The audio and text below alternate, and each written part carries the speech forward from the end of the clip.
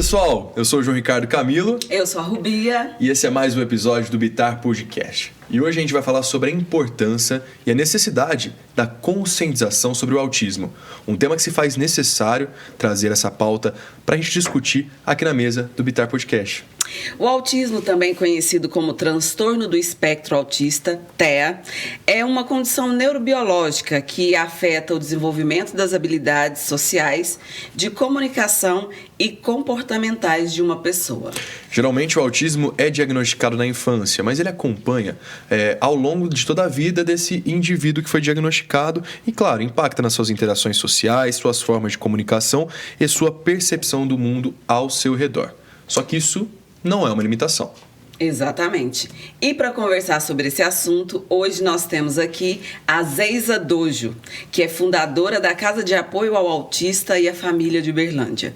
Ela é autista e mãe de autista, o Flávio Júnior, que tem 16 anos e nas horas vagas a Zeisa gosta de esporte e é karateca. Seja bem-vinda, Zeisa. Obrigada. Bem-vinda, Zeisa. A gente recebe também a Nívia Macedo. Ela é médica neurologista pediátrica do Hospital de Clínicas da Universidade Federal de Uberlândia. É também supervisora da residência médica em neurologia pediátrica e coordenadora do Serviço Especializado em Desenvolvimento e Aprendizagem. Ela atua também como médica neurologista pediátrica do Campus Municipal de Atendimento à Pessoa com Deficiência em Uberlândia. Bem-vinda, viu, Nívia? Obrigada. Eu começo perguntando, antes da gente partir para entender melhor o que é o autismo e como as outras coisas que vêm junto com esse diagnóstico, mas a gente já sabe, né? Vocês têm uma relação muito próxima com o autismo. Eu queria que vocês me contassem, então, vou começar pela Nívia. Às vezes a gente já falou, mas a Nívia contasse pra gente qual que é essa relação que você tem com o autismo, então. Então, nós somos 4 filhos, né? Minha mãe teve 4 filhos, 4 irmãos, então. E o meu irmão mais velho, ele apresenta um quadro de atraso no desenvolvimento. Nossa diferença de idade é muito grande. E eu me recordo, lá com 5, 6 anos de idade, de participar das festinhas da APAE, onde ele frequentava. Então, ele apresenta, né, um atraso no desenvolvimento, demorou um pouco na questão da fala, da comunicação, e acabou ficando como um diagnóstico de deficiência intelectual. Mas o que eu lembro muito da infância são as festinhas da APAE, e eu ficava muito encantada de ver aquelas crianças que, a hora que a gente estava do lado de fora, né, tinham as suas limitações, as suas dificuldades, e eram deficiências múltiplas, né, às vezes motoras, cognitivas. Mas quando começava a festinha, eu observava o tanto que elas eram felizes. E eu via que elas eram simplesmente crianças, né, e muito mais felizes do que as crianças da minha escola. Então, já comecei a encantar esse olhar, né, do trabalho das professoras da APAE. Eu queria ser professora da APAE. E quando perguntava o que você quer ser, eu falava sempre professora. Mas acabou que o destino foi levando, né, para uma área que eu gosto muito, que é estudar. Então, fui usando meu talento, meu dom de gostar muito de estudar. Mas sempre pensando que qualquer profissão que eu fizesse estaria com esse olhar naquelas crianças, né? Acabei fazendo medicina, e dentro da medicina, a área que mais combinava com isso, que o meu olhinho mais brilhava, era a neurologia pediátrica. Então, hoje eu sou neurologista pediátrica. E o meu irmão, ao longo do tempo, ele foi se desenvolvendo, né? Ele é uma pessoa que hoje lê, eu falo que ele lê livros grossos, né? Que às vezes a população geral, até que não tem nenhuma limitação, nenhuma deficiência, não lê. Ele consegue falar muito bem, adora o microfone, assim como eu também, adoro o microfone, gosta muito de falar. Mas, ao longo do tempo, ele ficou com esse diagnóstico de deficiência intelectual por conta de uma toxoplasmose que minha mãe teve na gestação. Mas, à medida que eu fui estudando, né, eu fui conversando com meus pais e vendo realmente como que foram essas etapas do desenvolvimento. E claramente tinha também, além da deficiência intelectual, características do espectro autista. Então, recentemente eu consegui convencer a família a revisar esse laudo, né? Atualizar esse laudo. E isso é uma coisa que às vezes acontece frequente, né? A pessoa pode ter múltiplas alterações no seu desenvolvimento. Às vezes a gente tem o TDAH, o transtorno de déficit de atenção e hiperatividade, às vezes a gente tem a deficiência intelectual, às vezes a gente tem outros transtornos no desenvolvimento da linguagem que podem ou não estar associados também com o espectro autista. Então, às vezes esse censo, né? Aquilo que a gente sabe, assim, qual que é o número de pessoas com transtorno, pode estar um pouco oculto por outras limitações. E é muito importante a gente ter esse olhar mais especializado, porque a maneira do cérebro funcionar é diferente nas pessoas que têm o espectro, né? Podendo haver essas comorbidades. Mas a minha paixão surgiu ali na infância, vendo o trabalho das professoras, né? Que realmente é bastante encantador, assim como o trabalho que é feito lá na associação, né? E outros espaços. Teve o diagnóstico do seu irmão, já deu para perceber que influenciou na sua decisão, e claro que a gente vai conversar muito sobre isso. Mas, Eiza, você teve 2 diagnósticos na sua casa, né? Primeiro o seu e depois o seu filho. Eu queria que você me contasse como que foram esses 2 momentos. Então, foi o contrário, né? Primeiro foi o do Flávio, meu filho. O meu filho, ele era uma criança diferente, né? Das outras crianças. Então, ele sempre brincava, mas sempre saía de perto das outras crianças. E quando a gente olhava, ele estava sempre num cantinho. E por vários detalhes, né? E um dia a professora falou para mim o seguinte, falou assim, seu filho, eu acho que ele tem toque. O toque procura um especialista. Só falou isso para mim, né? A professora. E fui investigar e o que chegaram para mim foi que não, seu filho não tem nada. Seu filho é uma criança com desenvolvimento típico, normal, e vai ser no tempo dele. Ok, só que esse tempo nunca chegava. Então, o Flávio fez 2 anos, não chegava o tempo. Fez 3 anos, não chegava o tempo. 3 anos e meio, não chegava o tempo. Então, eu comecei a ficar muito preocupada. E fui atrás de outros especialistas, mas sempre tive as mesmas respostas. E então eu fui investigar por conta própria, fui aprender, fui estudar, fui entender. E meu filho foi para a escola. Na escola, né, já para alfabetização, foi onde encontramos as maiores dificuldades. Aí já começou a ficar bem disparado mesmo. Por quê? O Flávio, quando ele tinha 1 ano e 8 meses, ele tinha mais ou menos a mentalidade de uma criança de 6 meses, de 8 meses. Quando ele tinha 3 anos, ele parecia ter bem menos, né? 1 ano e 8 meses. Andou tarde, falou tarde. Então, tudo foi mais tardio. Porém, na escola foi onde nós percebemos as maiores diferenças, né? Então, ele era uma criança que ele não conseguia socializar com as outras crianças, ele tinha dificuldade no aprendizado. Todas as vezes que eu chegava lá, ele estava de castigo, porque ele não conseguia fazer as tarefas, estava sempre na sala da coordenadora, certo? Então, eu chegava na escola, já ia direto para a sala da coordenadora, porque eu não ia pegar o Flávio na sala. E sempre era a mesma coisa. O Flávio está ficando debaixo da cadeira, da carteira, ele não quer fazer as tarefas. Mas um dia a coordenadora falou para mim o seguinte: olha, eu observei que quando ele vê as letras para encaixar e tem a palavra no quadro, ele consegue fazer em 10 segundos, em 15 segundos. As outras crianças não conseguem fazer. Eu falei, então ele tem um jeito diferente de aprender, certo? E fui atrás de outros profissionais. E aí começou aquela busca. Então, eu encontrei excelentes médicos aqui em Uberlândia, que foram nos ajudando. E até chegarmos aí a esses 9 anos e meio de busca para fecharmos um diagnóstico. Porém, quando eu fui avaliar, quando eu fui passar, assim, quando você passa aquela linha do tempo, que eu observei o Flávio, tudo o que ele passou, eu passei a mesma coisa. Então, as dificuldades de aprendizado, mas eu já era alfabetizada, Flávio também era alfabetizado. As dificuldades de interação, de socializar dentro de sala, de expressar, de compreender o que estava no quadro, de conseguir repassar para o caderno. Então, eu sempre entregava o caderno em branco e as provas em branco. Eu não conseguia acompanhar a turma, mas eu já era alfabetizada e eu tinha essas dificuldades, mas eu não tinha assim, um profissional, um professor que olhasse para mim com esse olhar, né, Nívia? Com esse olhar amoroso, com esse olhar diferenciado para perceber as minhas habilidades e onde eu poderia ser ajudada. Acaba que é um olhar inclusivo. E aí, como eu atuo na área da educação, eu vejo que teve um salto, né, Zeiza? De quando o Flávio tinha 9 anos para hoje, atualidade, Sim. 2023. Sim. Onde nas escolas tem toda uma equipe de apoio preparada para auxiliar, e às vezes são esses profissionais, como no passado, que apontam para as famílias, olha, vamos providenciar uma documentação para encaminhar o seu filho para um diagnóstico, porque aqui na escola a gente percebe tais fatores. Então, teve essa evolução, né? Então, eu tive que tirar o Flávio de uma escola particular, levá-lo para a rede pública, para a municipal, para que ele realmente pudesse ter essa inclusão. para você ver como que não é tão simples, né? Então, há alguns anos atrás, quando o Flávio chegou na escola municipal, nós não tínhamos o material adaptado para ele. Certo? Eu tive que buscar a LBI, tive que buscar a Lei Brasileira de Inclusão, tive que buscar a Lei Berenice-Piana, que é a 12764, que é a Lei do Autismo, tive que buscar recursos, buscar coordenadores, né, de educação para que pudessem estruturar um plano pedagógico para ele, individualizado. E só assim foi que o Flávio começou a ter acompanhamento. E, inclusive, também ele tem um profissional de apoio, que senta do lado dele para traduzir. Né, doutora Nilda vai falar sobre isso, né? O que é essa tradução? Porque é muito literal. Então, na minha época, eu não tive esse profissional que sentasse do meu lado e pudesse traduzir o que a professora colocava no quadro. E eu perguntava e a professora falava, não, você é muito burra, você não vai aprender. E eu ouvia isso, eu cresci ouvindo isso.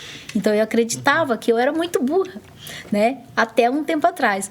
Mas aí, quando eu percebi o Flávio, eu vi as dificuldades dele, eu vi os avanços que ele estava tendo, e uma amiga me alertou, né? Falou assim, olha, Zeisa, você tem as mesmas características, você passou pelas mesmas dificuldades, em níveis e graus diferentes, né? Então, talvez seria interessante você buscar também uma ajuda profissional, para talvez ter um diagnóstico ou descartar esse diagnóstico. Mas lá no início, lá atrás, eu fiquei com muito medo. Por quê? Medo da rejeição, medo do preconceito, porque é muito diferente eu chegar para uma pessoa e falar, eu sou a Zeisa, sou professora de karatê, sou faixa preta de karatê, dou aula para esses meninos, sou formada em administração, estudei, consegui me formar, certo? E entregar, né, aquele trabalho. E quando eu falo, eu estou dentro do espectro, parece que o olhar muda, né? Então a pessoa já te olha te limitando. Então, a gente sente isso sim no olhar. Então, a gente vê que a pessoa te olha te limitando, como se você não fosse capaz de entregar mais tudo aquilo que você sempre entregou. Você falou essa questão do olhar e me veio recentemente, quando eu estava na escola ainda, né? Coisa recente, de alguns anos atrás. E eu acho que existia ainda esse grande tabu. A gente sabia que tinha alguns alunos na mesma sala que tinham algumas diferenças, mas mesmo assim aquilo não era tratado nem pelo professor dentro da sala de aula. E claro que tudo que a gente não conhece, a gente tem já esse preconceito, esse pré-julgamento. E tá aí a importância de tratar os temas com muita transparência. Eu acho que isso já facilita a gente olhar diferenciado para essa coisa. Para as coisas em geral, né? Mas eu queria falar então, pra gente começar, a gente já tá quase na metade dessa conversa, né? Mas pra gente introduzir esse tema, que eu acho importantíssimo, a gente definir, se tem como definir o que é o autismo. Então, o que é o autismo, quais são as características? Queria que você me contasse então, Nívia. Então, o autismo a gente fala que é um transtorno do neurodesenvolvimento. Então, uma maneira diferente do cérebro da pessoa se desenvolver. Nós temos muita variação, por isso o termo espectro, né? Lembrando ali, se a gente for pensar na luz, né? Tem desde o branco ao preto, quantas cores existem, né? Então, a gente tem muita variação de sintomas, mas se a gente for, né, pensar na definição, o que a gente mais encontra são dificuldades ou limitações no desenvolvimento da interação social, da comunicação e comportamentos um pouco atípicos. Tá? Então, por que a gente fala? Porque a gente deseja que o outro saiba aquilo que a gente pensa. Como essas pessoas, muitas vezes, têm essa limitação na socialização, elas podem atrasar o desenvolvimento da linguagem. Às vezes, elas estão entendendo, né? Estão participando ali, como a Zeisa falou, eu sabia, estava ouvindo tudo, né? Mas, por vezes, não se expressam, não desenvolvem essa comunicação da mesma maneira. E até mesmo a comunicação não verbal. Porque, às vezes, a criança que tem só o atraso na fala, ela consegue se expressar com gestos, né? Utiliza a comunicação não verbal de uma maneira eficiente. No espectro autista, a gente tem essa limitação da comunicação verbal e não verbal. A gente percebe também esse comportamento mais isolado, às vezes com estereotipias, que seriam movimentos, gestos, que não tem muita funcionalidade aparente, né, pra gente, mas para a pessoa que tem um espectro, muitas vezes conseguem verbalizar pra gente, quando mais velhos ou quando tem um quadro mais leve, que isso ajuda na autorregulação. Então, movimentos que a pessoa acaba fazendo de maneira repetitiva, mas que tem essa função de auxiliar nessa autorregulação. Às vezes, interesses restritos. A pessoa que tem, por exemplo, um hiperfoco, né? No caso do meu irmão, ele adora o Homem-Aranha. Olha aí. Então, é o lançamento do Almanaque do Homem-Aranha, ele já fica ali me falando. Nívia, saiu Homem-Aranha 10, saiu Homem-Aranha 11, né? Vai fazer exercícios, musculação, ele sempre compara os exercícios dele com os movimentos do Homem-Aranha. Então, ele tem esse hiperfoco, né? Em coisas assim relacionadas a desenhos, mas principalmente o Homem-Aranha. Por outro lado, ele consegue, assim, ter outras informações que ele capta muito bem. Por exemplo, eu fico muito emocionada na época das votações de levá-lo para votar, e eu faço questão. Até hoje eu não mudei o local de votação para eu poder acompanhá-lo, né? E ele realmente escolhe o candidato dele. E se você perguntar, ele tem todo um discurso, né, muito coerente por que ele escolheu aquele candidato. Então, ele não é influenciado pelas outras pessoas, né? E a gente está aqui falando do João Bittar, né? Que realmente é uma figura que a gente tem muito carinho. Os familiares, né? Meu pai foi muito amigo do pai dele, então, se conversar assim, eles falam direitinho como que foi a história do João Bittar dentro de todo esse cenário aí político, né? Então, ele consegue conversar muito bem. Eu lembro que a gente fez uma viagem, a gente precisou ir para Brasília para ele poder tirar um passaporte americano, né? E chegou em Brasília, a gente fez um tour. E a hora que a pessoa comentava sobre aquele local, aquele tema, aí ele vinha depois trazendo algo assim coerente, não, isso aqui foi assim, tal, trazia informações que enriqueciam aquele cenário, mas tudo assim pelos hiperfocos que ele tem. Então tem esses comportamentos um pouco diferenciados, né?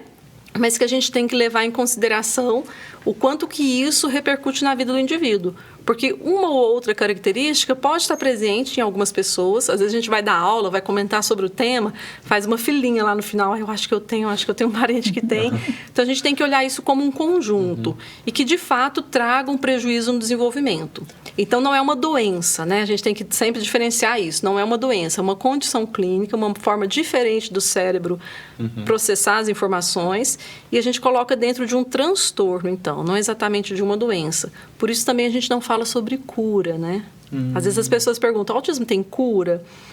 É uma resposta que não tem nem como ser feita, né? Porque eu não estou falando de doença, eu estou falando de uma maneira diferente do cérebro funcionar. E eu comparo muito com os modelos de celular, né?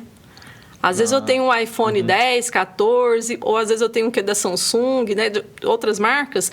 Não adianta eu querer colocar um programa ali para rodar naquele modelo, né? Eu tenho que rodar o programa correto para aquele aparelho.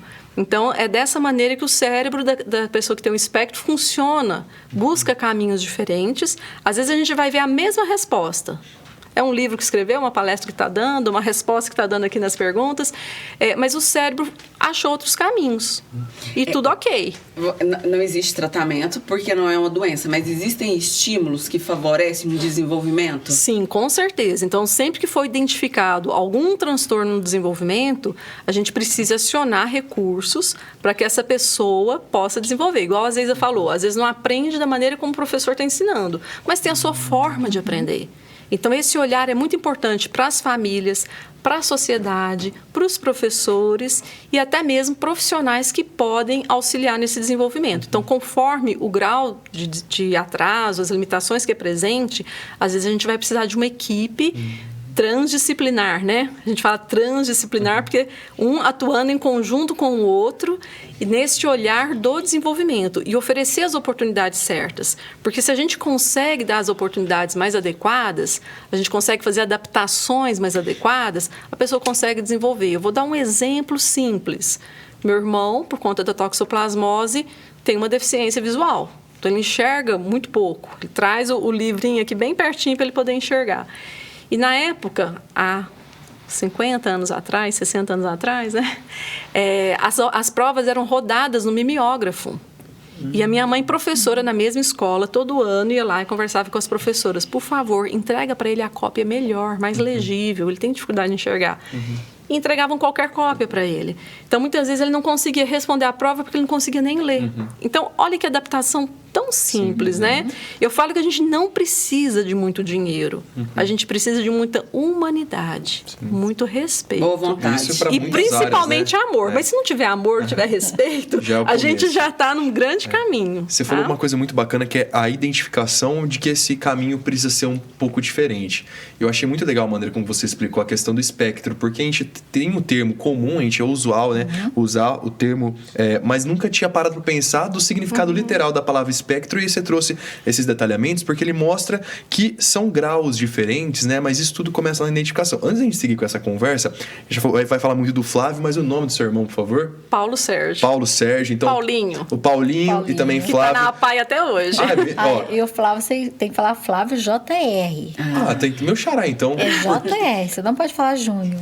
Ah, ele é Flávio Júnior. É porque o meu é João Ricardo, aí eu uso JR, o pessoal acha que... Aí você tem que falar Flávio JR. Então, olha, é o seguinte, Paulinho e Flávio JR, o convite está feito para vocês virem conhecer o Instituto João Bittar, o Bittar Podcast. Quero conversar com vocês. Já sei que ele gosta bastante de microfone também. O Flávio é assim Flávio também? gosta. Então, pronto. Conversa está marcada, tá bom?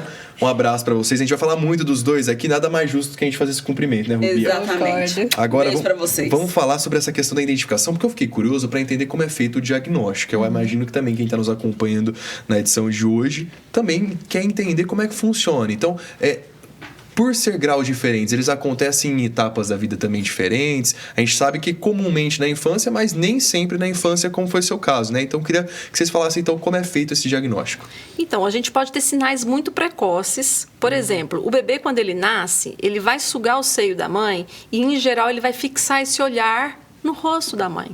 Então, isso já é um primeiro contato visual. Muitas mães relatam que a criança, já na hora da mamada, não fixava o olhar.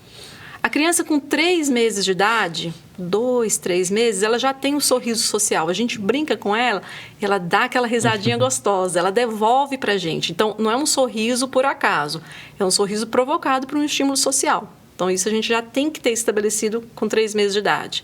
A criança de 4 a 6 meses já começa a olhar quando a gente chama. Então, quando a gente faz barulho, ela interessa. E a voz do ser humano é aquele estímulo que ela mais gosta, mais identifica. Então, a gente chama, ele já começa a olhar. Então, 6 meses, eu preciso que a criança comece a olhar quando a gente chama. Então, ela fixa o olhar, sorri, né, devolvendo uma resposta, um estímulo que a gente faz, e já consegue identificar o som e chamar pelo próprio nome. Então, a gente pode ter uma identificação precoce de atraso nesses marcos. É claro que isso não é específico. Eu posso ter uma questão visual, auditiva, né? Precisa ser investigado. Aquela criança que, com 8, 9 meses, ela não faz imitações, faz tchau, manda beijo, né? Ela não tem esse interesse. E o atraso na linguagem, que é um marco que as mães mais identificam. Às vezes, a criança até pode passar por essa primeira etapa dentro do que a gente espera, até 1 ano e 6 meses. Pode até ter começado as primeiras palavras, mas também, frequentemente, as mães relatam que a criança para de falar, interrompe. Então, ela já não tem mais esse interesse, parece que esqueceu como que se fala, e aí que ela começa a parar de fixar o olhar nas pessoas, atender ao comando verbal, então olhar quando chama.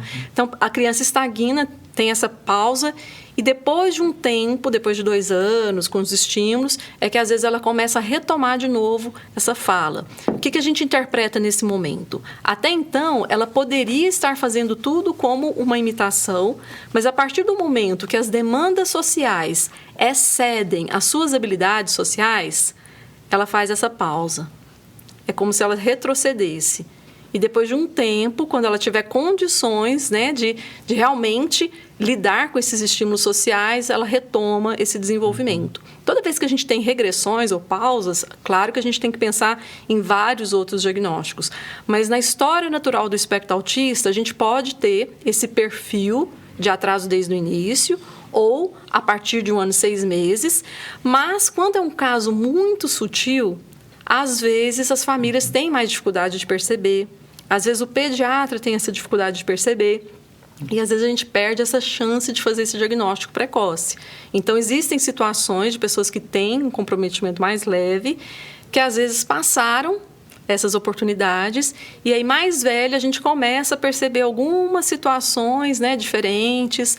Na pandemia, por exemplo, o consultório aconteceu muita procura de adolescentes com transtorno de ansiedade, com transtorno de humor depressivo. E a hora que a gente foi checar, na verdade, era um diagnóstico de espectro autista que não foi feito, e aí começou a se desregular dessa maneira. Então, surgindo ali transtornos neuropsiquiátricos, Por isso que é uma montanha-russa, né, doutora? É. Por isso que o espectro, o autismo, ele é uma montanha-russa.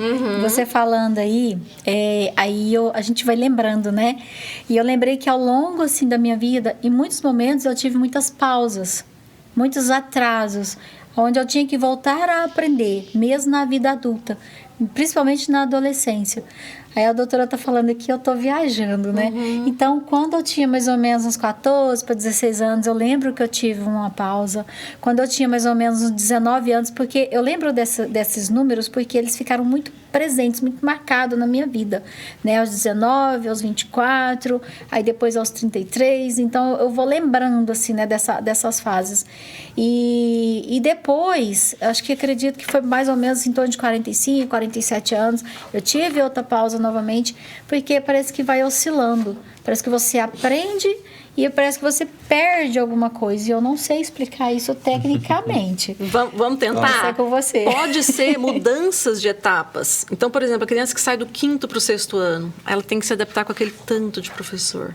A adolescência, que é um marco onde a gente, assim, precisa criar muitos elos, muitos vínculos e se sentir pertencente, né? Quem tem um espectro, acaba que aconteceu com pacientes, mais de um paciente, tá? Que não tinha diagnóstico e a hora que voltou às aulas, né, na pandemia, ela voltou para aquele convívio e não eram mais os mesmos colegas, porque eles já estavam na adolescência querendo fazer esses contatos mais íntimos, né?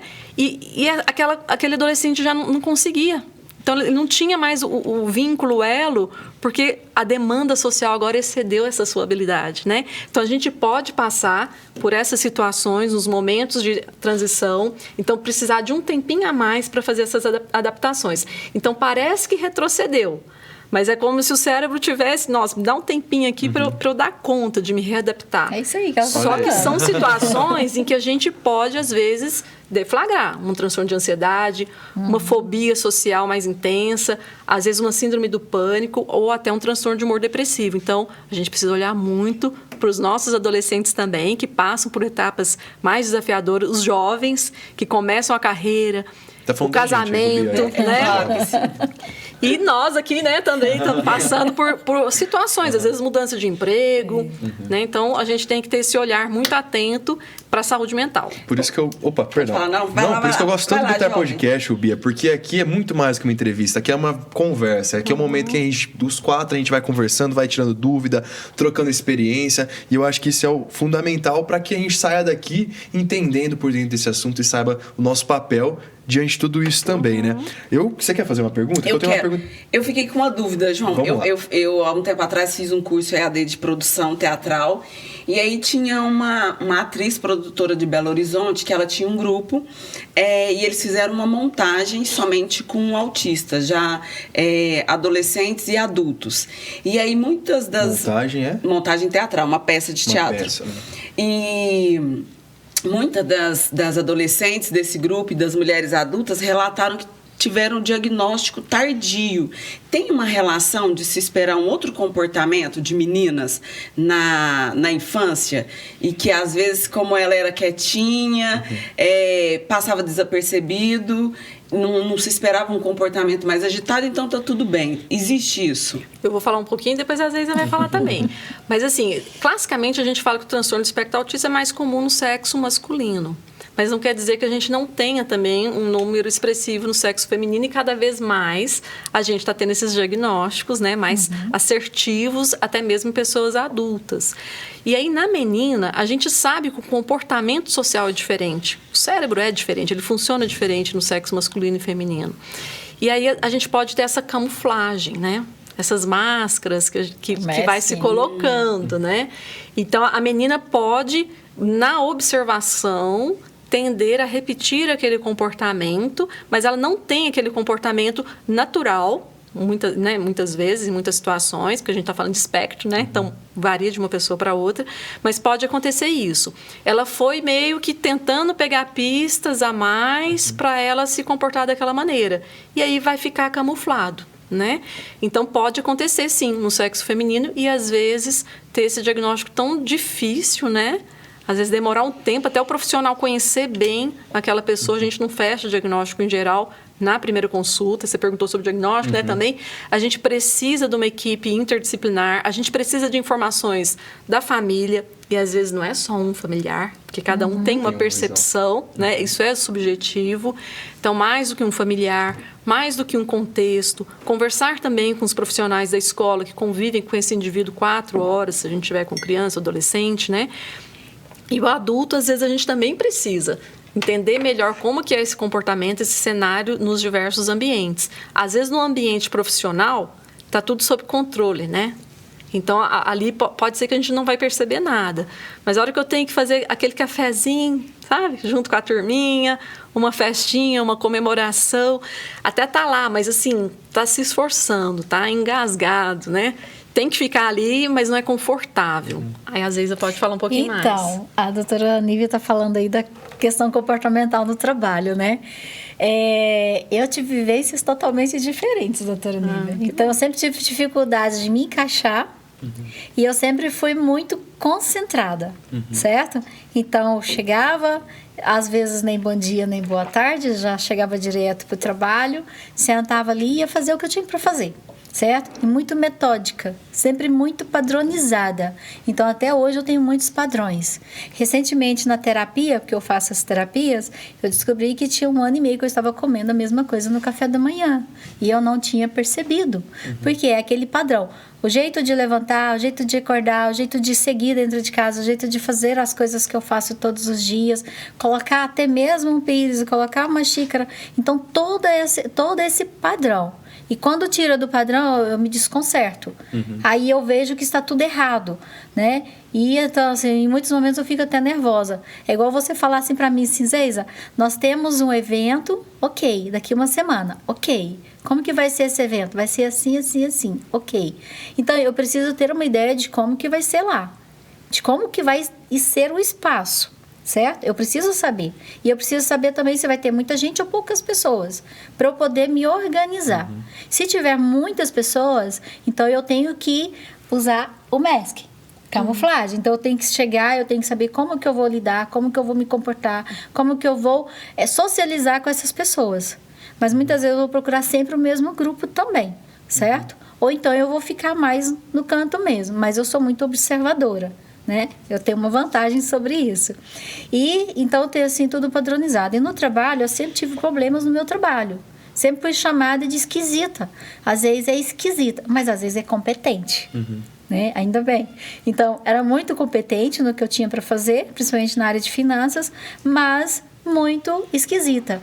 Então, muitas vezes eu era aceita dentro do quadro de trabalho pelos patrões, pelos chefes, porque eu dava resultado. Mas o grupo de amigos e tudo mais, eu não tinha aquele pós-trabalho. Certo? Eu nunca tive esse pós-trabalho. Não aceitava o seu jeito de ser. E muitas vezes eu tive muitas confusões dentro de empresa, porque é o meu jeito de chegar, sentar, e eu não quero saber. Por exemplo, eu não tenho a facilidade de perguntar. Por exemplo, você chega para mim e fala que está doente. Eu, ok. Às vezes eu pergunto por conta da convivência. Hoje eu pergunto mais, mas tudo foi treino. Mas às vezes eu só olhava assim, ok. Ah, você não perguntou o que aconteceu? Você está com dor de cabeça? Você precisa de um medicamento? Não. O que ela tinha? Não sei. Você não perguntou? Não. Né? Então, assim, para mim é muito prático. Você acha que depois do diagnóstico diminuiu esses desafios? Deu para entender melhor o que estava... Consegui entender mais e me aceitar mais, certo? Mas aí eu acredito que eu me tornei mais difícil, viu, doutora? Porque agora eu sei quem eu sou. Então, é como se eu não tivesse que colocar uma capa. É como se eu não tivesse que ficar explicando ou ficar dando satisfação o tempo todo, né? Por que eu ajo dessa forma? Por que eu entro, mudo, saio calado? Por que eu chego, faço meu trabalho? E, por exemplo, se muda a rotina, como eu estava falando, né? Às vezes tem um evento, às vezes tem uma reunião, por exemplo, de trabalho. Então, eu preciso saber dessa reunião com antecedência. Se você chega para mim, já aconteceu isso várias vezes, inclusive em serviço público aqui dentro de Uberlândia, trabalhando com pessoas muito importantes. E a pessoa chegava, tem uma reunião agora. Eu olhava, não, essa reunião não está na agenda. Não, mas não vou. Não vou. Simples. Catava minha bolsa e ia embora. Aí as pessoas falam, mas você tem a reunião agora, a reunião com tal fulano, com pessoa tal. Eu falei assim, gente, não está na agenda. Certo? E para mim é muito prático. Certo? Mas depois do diagnóstico, eu entendi por que eu tinha esse tipo de comportamento. Por que eu agia dessa forma? Por que as empresas que eu trabalhei, todas as empresas que eu trabalhei, eu tinha essa dificuldade de interação com os colegas de trabalho, certo? Mas eu tinha muita facilidade em trazer resultados. Muitos resultados positivos. Resultados além do esperado, né? Para o trabalho. Por quê? Muito hiperfoco. Então, muitas vezes eu trabalhava 14, 16 horas no mesmo projeto, certo? Virava noite no mesmo projeto. Muitas e muitas vezes eu faço isso. Então, eu tenho muitos momentos onde eu tenho que fazer tal coisa. É aquela coisa. Então, eu não consigo pegar e desviar. A importância, então, pelo seu relato, é que a partir do diagnóstico você pôde desenvolver outras habilidades para uma convivência social. Eu entendi melhor, comecei as terapias, que até então eu não fazia terapia, e nas terapias eu fui me redescobrindo. A gente sempre fala de terapia aqui na mesa do Bitar Podcast, da importância disso em diferentes momentos da nossa vida, né? Mas deixa eu só aproveitar. Não, claro. Você não acho que você exatamente se tornou mais difícil. Às vezes a gente pode trocar isso. Talvez você se tornou mais autêntica. Você tem se permitido. Você tem se permitido falar assim, não, eu não vou fazer porque não estava no programa, né? Então, você se permite hoje ser um pouco mais autêntica. E isso também nos dá, a quem não tem o transtorno, né? A possibilidade também de nos permitirmos sermos mais empáticos. Porque a gente reclama tanto, quem tem o espectro autista não tem empatia. E nós? Qual a empatia que a gente tem enquanto sociedade? Ok, ela, na razão dela, realmente não estava ali. Tivemos um erro de comunicação, não passamos para ela a agenda completa, né? Então, assim, respeitar a autenticidade do outro e também nos encorajarmos para sermos também autênticos, né? E fraternos ao mesmo tempo. Né? Só falando de trabalho, já que são para jovens, né? A questão do trabalho. Então, a maioria dos autistas, eles necessitam de flexibilidade. Certo? Em questão de horário, é necessário essa flexibilidade de horário, porque nós precisamos de um tempo a mais, certo? Mas nós também cumprimos regras, né? E padrões, principalmente padrões. Mas essa questão, assim, de falando de trabalho, né, doutora Nívia, tem essa questão da flexibilidade. E a maioria dos trabalhos que eu tive em toda a minha vida, sempre eu negociei essa flexibilidade. Certo? Essa flexibilidade de ou chegar um pouquinho depois, ou chegar um pouquinho mais cedo, ou cumprir a carga horária, certo? Ou fazer o serviço em casa. Então, eu sempre precisei dessa negociação também, que é uma característica muito forte. É porque você carrega disciplina até no nome, não é isso? É isso mesmo. Significa... Disciplina. Aí, tá vendo? Isso explica muita coisa, né? Mas a gente tem um dado... E lembrar que essas pessoas cansam mais, né? Então, essa flexibilização é importante na escola, no trabalho, em diversos ambientes, né? Até no casamento, né? Então, assim, lembrar que são pessoas que cansam mais, porque o tempo inteiro eles estão fazendo uma rota diferente, né? Um esforço diferente. Eles acabam se adaptando, tendo que se adaptar muito mais do que a sociedade se adapta a eles, né? E o cansaço, ele realmente acontece, mental. Então, às vezes, a gente precisa de pausas, né? De tempos diferentes. E, às vezes, a produção é em horários diferentes, é em ambiente um pouco mais silencioso. Então, temos que lembrar disso. E aí entra, né, nesse assunto... Uma palavra que você falou importantíssima, que é a empatia. Até porque a gente tem um dado interessante aqui que eu trago para vocês agora no Bitar Podcast. Estima-se que no Brasil existam cerca de 2 milhões de pessoas, né, dentro do espectro do transtorno do autista. Falei certo, né? Transtorno do espectro autista. Transtorno do espectro autista.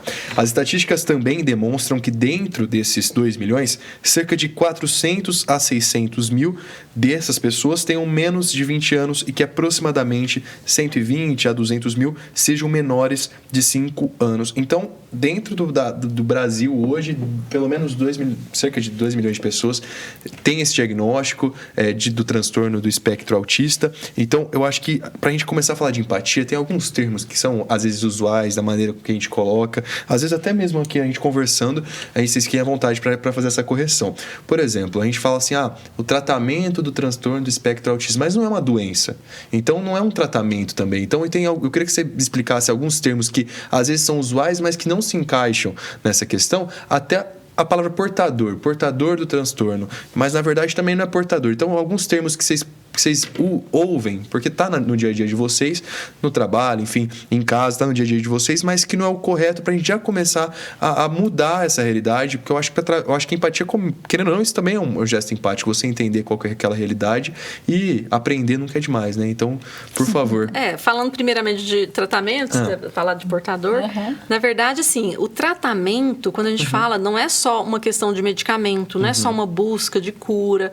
Então, está correto falar em tratamento, mas com esse olhar de que a gente não vai, assim, modificar, né, transformar. Nós vamos, na verdade, trabalhar o desenvolvimento, competências, né? Então, a gente vai diminuir barreiras, a gente vai aliviar aquilo que a gente pode perceber de prejuízos, de comprometimento. Então, o tratamento ele acaba sendo multimodal, com uma equipe transdisciplinar. Não necessariamente com medicamento, que também fica isso, nossa, vai tomar remédio. Não é todo mundo, né? Remédio, na verdade, quando a gente usa, é visando um sintoma. A pessoa tem epilepsia, vai tomar um fármaco anticrise, né? A pessoa tem um transtorno de ansiedade, né? É necessário, nesse caso, tem um transtorno de humor depressivo, mas não existe, assim, um remédio específico para o transtorno do espectro autista. Mas o tratamento com uma equipe interdisciplinar, ele pode ser importante, né? Mas também não quer dizer que é a vida toda. O que a gente quer, na verdade, é gerar autonomia, independência, né? E que essa pessoa siga a sua vida sendo respeitado, sendo autêntico e de uma maneira assim que a sociedade sendo ela mesma, né? Sendo ela mesma. Então, você estava falando de números, né? Hoje nós temos novos dados, né, doutora? Não é isso? Então, temos dados atualizados. Temos dados atualizados, né? Então, hoje nós temos 1 a cada 36, não é isso? Isso. 1 a cada 36 pessoas hoje têm o autismo. Só que você falou em diagnóstico. Só que muitos autistas não têm diagnóstico ainda. Certo? É o que a doutora Nívia falou. Então, alguns não sabem que são autistas, alguns sabem e estão buscando, né? Ter um diagnóstico fechado. É importante ter o laudo, sim, eu acredito muito nisso, que é importante você ter um diagnóstico fechado, porque para você se entender, você saber quem você é, de verdade. E você buscar meios, né, de ter atitudes, certo? Vou usar a palavra da doutora Nívia, né? E se respeitar também como pessoa. Em Uberlândia, pelas nossas contas, estima-se que são mais de 15 mil pessoas com autismo em Uberlândia, certo? Não é isso, doutora Nívia, né? Um pouquinho mais, né? Para cada 36, acaba que... Acaba um pouquinho mais, né? Mas temos aí já previsões, inclusive saiu na semana retrasada, que já tem estudo sendo feito no Japão também, que esse número provavelmente vai diminuir, né? Então, vai cair um pouquinho mais. Então, nós temos estudos do CDC, que é o Centro de Pesquisa, né, dos Estados Unidos, né, de doenças. E esses dados cada vez vão chegando mais próximos, né? A doutora Nívia um dia falou numa palestra, que nós fazemos muitas palestras aqui na universidade sobre autismo. E ela falou um dia, né? Acho que foi você, né, doutora Nívia, que um dia vai quase igualar, não foi? Não, na verdade, assim, se a gente pensar nos transtornos do neurodesenvolvimento, porque a gente está falando de uma coisa biológica, está no raciocínio, né, da natureza biológica do ser humano, os transtornos do neurodesenvolvimento, em geral, eles acabam ficando numa média de 4 a 6%. Nossa. Então, assim... Não dá pra gente ter essa previsão absoluta, né? Mas pode ter essa tendência. Se a gente falar em TDAH, né, em outros transtornos, pode ter essa variação. Então, é possível que a gente chegue nesse número. E para você ter ideia, como é genético, né, doutora? Você falou isso lá no início, né? É genético. Por exemplo, na minha família, tem diagnosticado Flávio, certo? Foi diagnosticado aos 9 anos e meio. Flávio é nível 2 de suporte. É importante falar isso. Ele é epilético também, desenvolveu, né? Ele tem epilepsia. Teve epilepsia depois dos 9 anos de idade. O que seria o nível 2 de suporte? O nível 2 de suporte é o quanto de ajuda, né? O quanto de suporte essa pessoa tem a necessidade. O nível de independência e necessidade de apoio. Isso né? É sempre assim que faz essa classificação? A doutora Nívia deu uma explicação aí sobre a questão das cores, não deu? Sim. Então, você imagina o seguinte, dentro daquela cor, você tem uma variação de cores também, não tem? Sim. Você tem um azul. Dentro do azul, você não tem um leque de azul? Sim. A mesma coisa é o espectro, vou usar o exemplo dela, porque eu gostei desse exemplo. Você usa do céu, né, das estrelas, né? Então, você tem a cor azul. Dentro do azul, você tem um leque de azul. A mesma coisa é o autismo. Então, nenhum é igual ao outro. Cada um vai ter uma necessidade ou vai ter um jeito diferente, né? Uma maneira diferente, certo? E muitas vezes, como é classificado assim, bem básico mesmo, né, doutora Nívia? Eu acho que é básico, é 1, 2 e 3. Porque dentro do 1 você tem várias cores, dentro do 2, várias cores, Entendi. dentro do 3, várias. Falando bem simples, né? Doutora Nívia que é mais especialista, tá joia? Então, acho que acredito que ela possa explicar melhor. O nível 1, então, seria aquele que tem maior autonomia, maior independência. Então, ele precisa de menos suporte. Menos suporte. O nível 3, ele já tem menos autonomia e necessita de mais suporte. E o 2 seria um moderado, né? Intermediário. Só que, assim, também é uma maneira da gente transformar em número variáveis biológicas. Eu sempre falo, medicina não é matemática. Embora eu adoro matemática, adoro biologia, né? Mas biologia não é matemática. Então, assim, a gente tenta classificar dessa maneira, mas às vezes o indivíduo que é nível 2 de suporte tem coisas que ele é nível 1. Às vezes o nível 1 tem coisas que eu preciso dar um suporte um pouco maior. Então, a gente tenta separar dessa maneira que nosso cérebro fica mais confortável, né? Quando a gente faz essas subclassificações, mas dentro do nível 1, claro, você tem na mesma família nível 1 e outros têm habilidades maiores ou precisam de mais suporte, assim por diante. Ô, Zeisa, só para não deixar ela pegar o raciocínio, ela estava falando do Flávio. E na minha já família tem. nós temos o Flávio, né? O Flávio, ele é nível 2 de suporte, ele tem epilepsia e ele tem deficiência intelectual leve, certo? Então, esse é o diagnóstico dele. Eu já sou classificada como nível 1 e com altas habilidades. E a tendência para TDAH que está investigando, certo? Porque eu sou muito agitada, bastante, né? E eu já tenho parentes na minha família que já são nível 3 de suporte. Né? Então, eu tenho uma prima que ela é nível 3, que é o antigo severo, mas ela tem deficiência intelectual mais grave, ela é não verbal, ok? E ela é 100% dependente. Então, o tempo todo ela depende de alguém auxiliando. E eu tenho outros autistas da minha família também. Então, eu tenho o antigo Asperger, que é aquele nível 1, que é mais que não socializa tanto, que já não fala tanto, que já é mais fechado, certo? Então, na minha família, nós temos ali, pelas nossas contas ali, são mais de 10 autistas. Com esse número que você trouxe, muito interessante, que 1 em cada 36 pessoas tem, né, o transtorno. Até 8 anos de idade, né? Então, é muito difícil alguém que não tenha tido contato com alguém que tenha, né, nesses diferentes graus. E antes da gente continuar, porque eu queria muito que vocês dissessem pra gente e deixassem isso claro aqui pra quem tá acompanhando o Bitar Podcast, qual que é o nosso papel, né? Então, como que eu faço esse acolhimento? Às vezes, as pessoas que ainda estão na sala de aula, então no ensino médio, então qual que é o papel delas diante de tudo isso? No ambiente de trabalho, como você disse, às vezes falta esse olhar empático, o julgamento vem antes, aí, enfim, toda essa rotina. Então, essa mensagem eu acho que é importante. Mas só o termo portador tá errado, né? Só para deixar claro. Tá errado. Quem porta alguma coisa, né? Uma bolsa, né? Ele deu o exemplo da caneca, que tá cheia de lápis, certo? Então, a pessoa certo?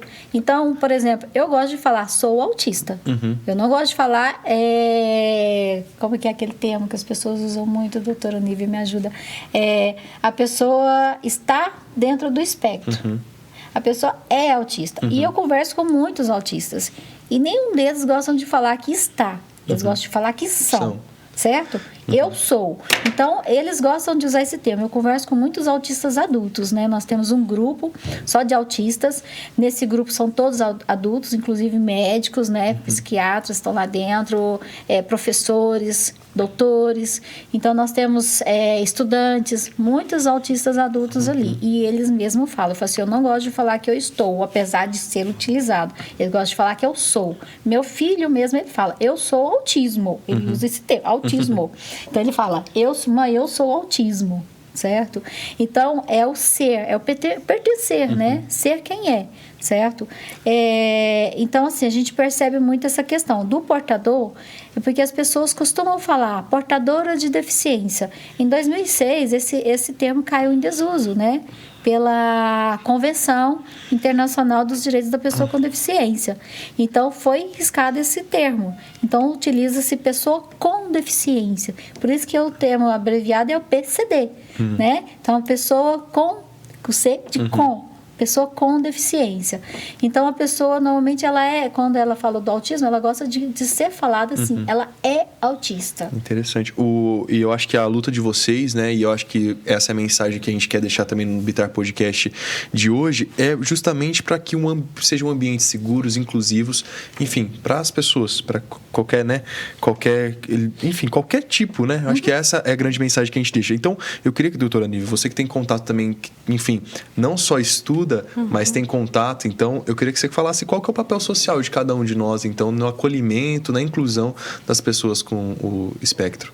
Então, a gente tem aquela frase, né, que foi muito divulgada o ano passado, como lema aí do Dia da Conscientização do Espectro Autista, que o lugar do autista é em todo lugar, né? Então, que a gente pense nisso, que em todo lugar a gente pode encontrar pessoas das mais diversas e que a gente tenha realmente um olhar inclusivo. Independentemente de um diagnóstico, de um laudo, a gente fala que a pessoa vem antes do laudo. A pessoa vem antes do diagnóstico. Então, é muito importante a gente desenvolver as nossas habilidades sociais, humanas, né? Esse olhar fraterno, que a gente possa ser uma sociedade realmente fraterna, olhar o outro sem o julgamento, mas pensando assim, o que eu posso fazer para ajudar? Né? Em vez de a gente julgar uma mãe, quando a gente está lá no shopping, a criança dando uma birra, né? Talvez não é uma birra. Talvez ela está tendo uma desregulação emocional naquele momento, é um ambiente com muito barulho, com muita luminosidade, ela não está se sentindo confortável e a gente já olha julgando, né? Essa mãe não está educando direito, o menino está dando uma birra. Qual que é o meu papel nesse momento, né? Então, nos diversos cenários que a gente tem oportunidades todos os dias de nos tornarmos seres humanos melhores. Então, acho que esse é o papel da sociedade, é o papel do indivíduo. Se tornar um ser humano melhor, enxergar a pessoa antes mesmo do diagnóstico e fazer o seu melhor. Quando a gente faz o melhor para a gente, né, a gente acaba fazendo o melhor para o outro também. Que a gente possa ser um canal de serviço, né, um canal fraterno mesmo. Então, esse que seria, eu acho, que a mensagem principal. Fico feliz porque a gente se sente assim, né? Esse porta-voz desse canal de serviço, né? Que exercício importante. E quanto aprendizado na fala das duas. E aí, a Zeisa vai responder agora a pergunta do João, mas eu queria emendar também. Você foi a fundadora da Associação Zeisa Dojo? Sim. Como que ela funciona? Porque teve uma grande revolução, né? A partir da sua mobilização, inclusive com políticas públicas. E aí já deixar aqui registrado que a gente tem um episódio super bacana, que é o episódio 23 sobre esse tema. Ela não pesquisou antes, viu? Ela sabe de cor todos os números. Sempre de cor, vocês já sabem. Quem nos acompanha sabe que eu tenho tudo gravado aqui. E aí eu queria te ouvir falar sobre essa associação, sobre a importância dela, o trabalho que vocês realizam. Se eu pudesse fazer só um complemento pequeno, porque é uma associação que acolhe quem tem o transtorno, mas eu imagino que é um trabalho que acolhe também as pessoas envolvidas nesse trabalho. Sim, toda a família. Então, a Associação Zeisa Dojo, ela nasceu na garagem da minha casa, certo? Começou de uma necessidade. Eu tive a necessidade por conta do Flávio. Então, o Flávio, eu tinha dificuldades com ele. Por exemplo, levava ele na academia, ele ficava num canto. Eu levava ele para uma natação, ele não conseguia fazer aula. Eu levava ele nos lugares, meu filho sempre ficava num cantinho.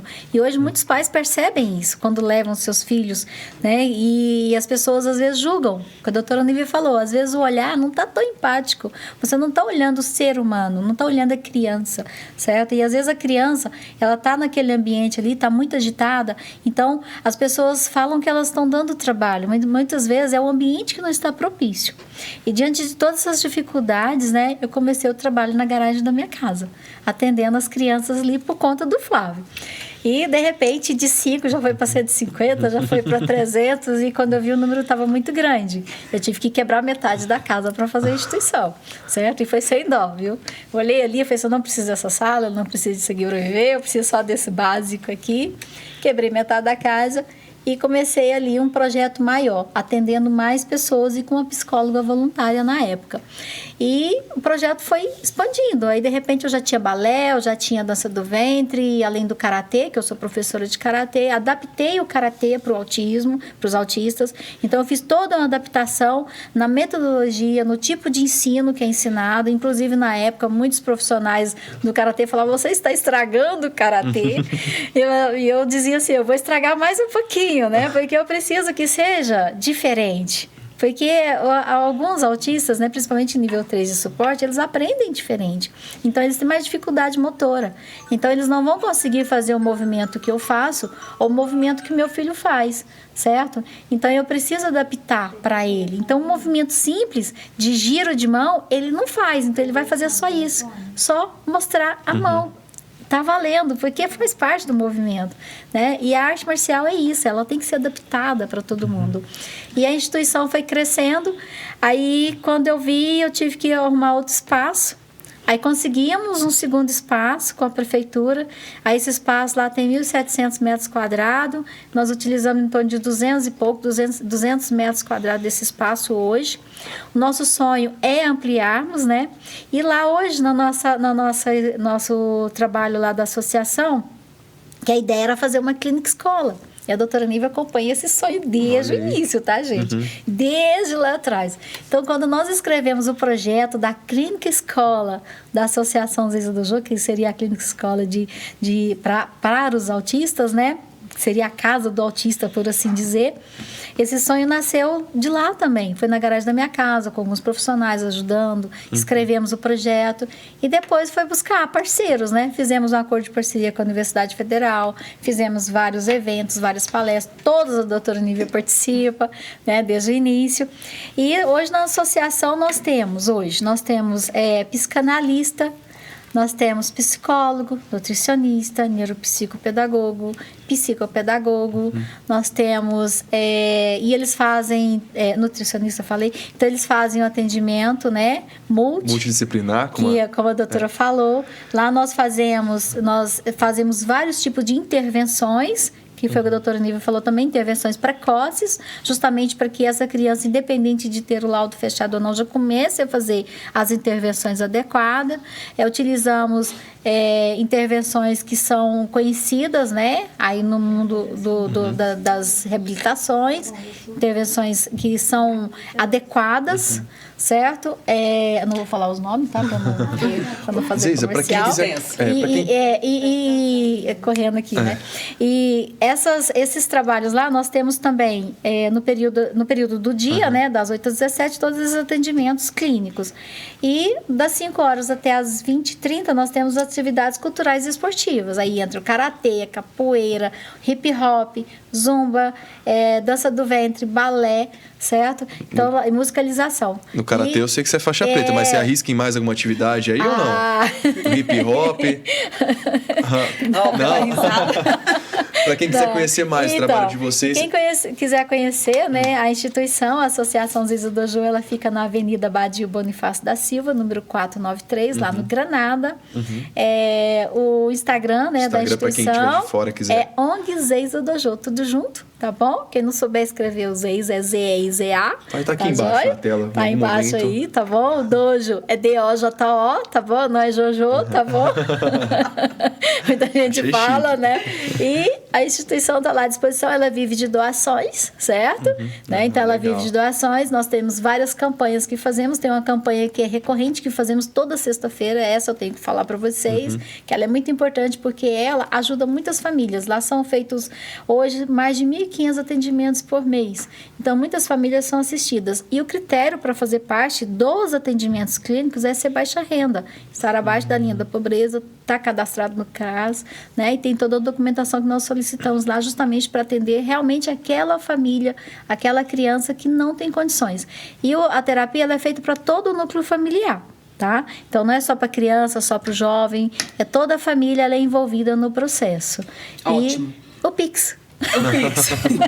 Que também tá lá na rede social. zezadojo@gmail.com. E se alguém tiver alguma dúvida, também basta procurar que você dá toda a assessoria. Isso mesmo. Que ótimo. Projeto bacana, né, doutora? Com certeza. Vale a pena conhecer, acompanhar e participar. Bom demais. E eu já sei do karatê e você arrisca Da natação, né? Não, mas a gente não tava gravando, ia deixar na boca dela agora. É que antes da gente começar a gravação, ela tava contando aqui que é uma nadadora profissional. Inclusive, depois da gravação, saindo pra piscina. piscina. Mas não é profissional, não. Só para recuperar, reabastecer e prosseguir o dia a dia. Ó, pessoal, foi uma conversa muito bacana. Eu agradeço demais a presença de vocês aqui. Eu tenho certeza que a gente conseguiu introduzir esse assunto, mas deixou brecha pra gente conversar de outros temas aqui. Vamos falar, Fiquem à vontade né? para voltar. Muito bem acompanhados do Flávio JR, que tá aqui registrado, Paulinho, que eu tenho. Será que ele vai acompanhar esse podcast? Com certeza. E né? vai divulgar também. Vai divulgar? Quero ouvir a opinião dele depois, hein? Certinho. Combinado? Muito obrigado, viu? Obrigada, gente. Obrigada, Tudo de bom. gente. Obrigada, gente. Rubia, valeu. Até o próximo. Até a próxima. Tchau, tchau. Tchau, tchau.